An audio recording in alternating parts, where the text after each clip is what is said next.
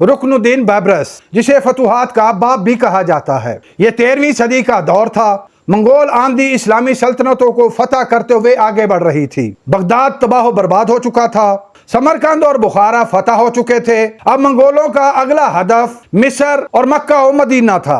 फिर 1217 ईस्वी को एक बच्चा पैदा हुआ जिसका नाम महमूद रखा गया। मंगोलों ने ख्वारज़म शाह की रियासत को फतह कर लिया।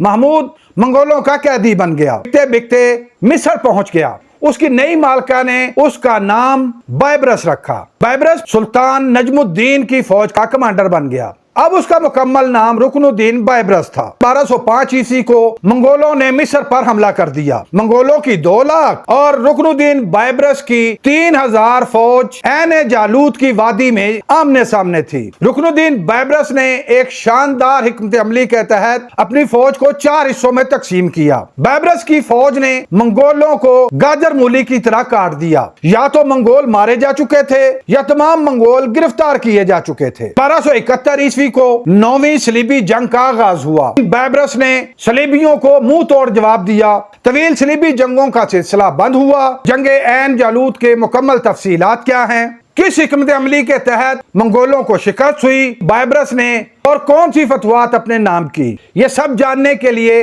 नीचे दी गई मुकम्मल वीडियो जरूर देखिए।